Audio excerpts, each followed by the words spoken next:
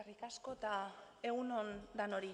Hasteko eta minutu bakar batean Angel Figueroaren sendiari doluminak eman nahiko nizkioke, hemengo batzarkidea izandakoa delako eta uste dugulako eriotza horrek adierazten duela espetxe politika krudela. Baina gaur eskuartean daukagun proposamenari heltzeko, parot doktrinari heltzeko, suposatzen dugu jadanik denek dakigula parot doktrina zer dan, nondik datorren, nork idatzia den, eta batez ere helbururekin.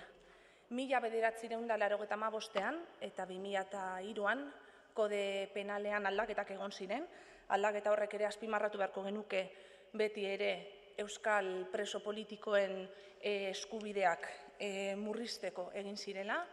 1985an kondenaren epe mugak 30, 25 eta 20 urtetan ezarri ziren, gainera erredentzioak kendu egin ziren, eta aldiz hori gutxi balitz, 2003 urtean, kondenen epe muga horrek luzatu ziren 40 urtetara, Europako, por cierto, daturik altuenetarikoa, eta guzti hau gainera beti ere nazio batuen iritziaren kontra gertatu zen. Denok dakigun bezala, kode penalaren neurriak nola ez diren atzera ezinak, ez diren erretroaktiboak, Auzitegi Gorenari ez zitzaion beste gauza bat okurritu eta doktrina hau asmatu zuen kaleratzear zeuden presoei kondena oraindik gehiago luzatzeko. Hor arte, denok jakitun.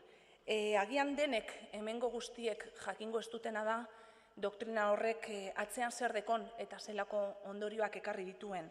Alde batetik, esta cruel e injusta medida ha sido aplicada a 94 presas y 94 presos políticos y aún permanecen en prisión 73 de ellas y de ellos por este motivo. Ondorioak gainera oso krudelak dira, momentu honetan eskuartean ditugun datuek esaten dute 80 pertsonek bete dituztela 20 urte baino gehiago gartzelan, eta aldiz, 29, 25 baino gehiago.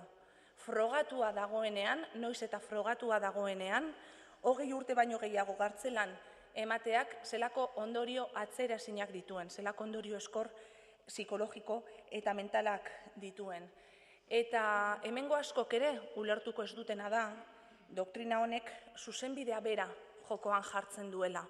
Eta hau ez dinogu guk bakarrik, nazioarteko abokaturik ospetsuenek esaten dute. Eta logikari jarraiki, Espainiar Estatuaren itxura antidemokratikoa zabaldu eta handitu besterik ez da egiten horrelako jarrera eta neurriekin, baina ez gara gu izango Espainiako itxura antidemokratiko horrekin arduratuko garenak behintzat. Ezin da estatuak berak idazten duen lege bat bete gabe utzi, terrorismoa aitzakitzat hartuta. Eta ezin da, ez delako legezkoa, preso bati jakinarazi zaion zigorra gerora luzatzea.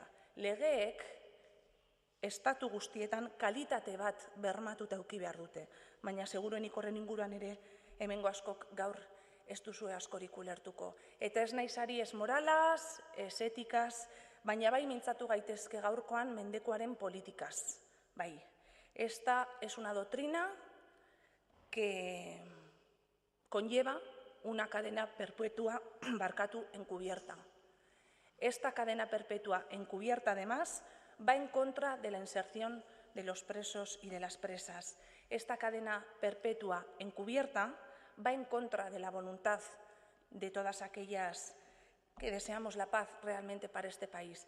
Y esta cadena perpetua encubierta, además, vulnera el principio de irretroactividad, ese principio que, además, expresamente está prohibido en su Constitución española.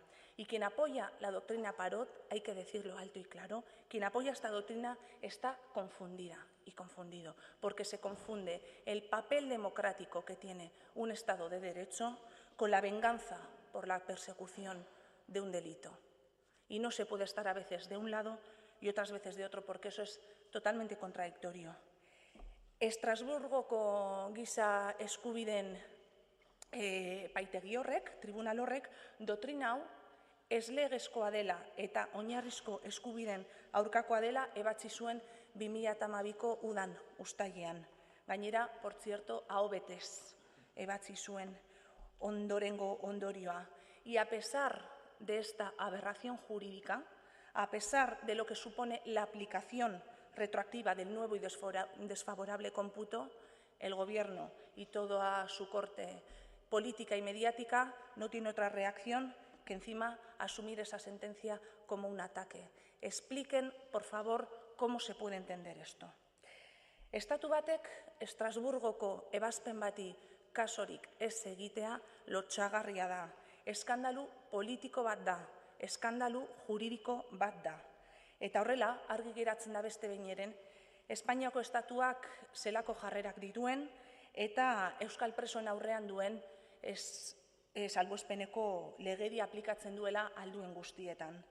Y he ahí una de las confusiones más importantes. El carácter de todas las personas que delinquen no le da el derecho a un Estado que se autodenomina democrático, que, por cierto, está obligado a promover la justicia, a asumir cierto talante de venganza, por no incidir demasiado y por no ser demasiado cruda. No le da derecho, porque todas esas posturas de venganza son aún muchísimo más graves cuando vienen de los poderes políticos que cuando vienen de los ciudadanos y las ciudadanas. Pero no creo que entiendan tampoco eso. Eta guk bai, guk ulertzen dugu eta Euskal Herriak ulertzen du. Horregaitik, Euskal Herriak doktrina honen kontra agertu da eta Euskal Herriak kaleetan aldarri hau zabaldu du. Gipuzkoako batzar nagusietan kontra agertu dira, Arabakoetan, Gasteizko parlamentuan, eta hemen gaur gu bizkaitarrak ordezkatzen ari garen honetan, bizkaitarren bosa ordezkatu beharko genuke hemen. Eta Bizkaiko udaletxetan ez da ulertzen mendeku politika hau ez da ere. Lekeition parot doktrinaren kontra bozkatu dute, eta baita Bermeon, Balmasedan, Larrabetzun, Zeberion, Busturian, Nabarnizen, Ondarrun, Aulestin, Santurtzin, Karrantzan, Orduñan, Mungian, Sopuertan, Sopelan, Erandion, Zaldibarren, Lezaman, Alonsotegin, Markinan, Arrigorriagan, Musikan eta Otxandion. Momentuz. Y desde EH Bildu sabemos que existe gente que frecuentemente, y además apelando al sentido de las víctimas, intenta comparar, ¿verdad?, las penas, los centenares de años a los que se les condenan a los presos y a las presas y las pocas decenas que al final cumplen. Y sabemos también que hay mucha gente que cae en la simpleza de hacer un rocambolesco cálculo matemático, ¿verdad? Y se calcula el total de años de cárcel que tiene que asumir un preso o una presa y se divide entre las muertes que tiene a sus espaldas para terminar diciendo lindezas del tipo que muchas de ellas salen gratis. A mí me gustaría desde esta tribuna, y aprovecho la ocasión para hacer una petición, para que la gente reflexione y reflexionen en torno a estos parámetros. Moverse en estas lógicas, moverse en estos pensamientos llevan a las personas a justificar la pena de muerte.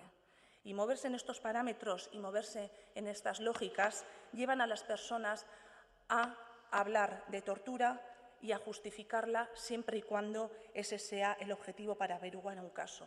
Por eso ya está bien de leyes de excepción del Estado español en Euskal Herria. Y ya no estamos solos y no estamos solas. Afortunadamente hay muchísimos expertos y expertas a nivel internacional, expertos en derechos humanos, que nos dan la razón y que han empezado a solicitar ya, por escrito a Madrid y a París, que den pasos para consolidar el proceso de paz. En varias líneas importantes, el fin de la dispersión, la liberación de los presos debido a esta doctrina de la que hablamos hoy, la excarcelación de los enfermos, que afortunadamente aquí también ya se debatió y salía adelante, y la libertad, en este caso, de Arnaldo Otegi. Beraz, bide honetik goaz gu. Eskerrik asko.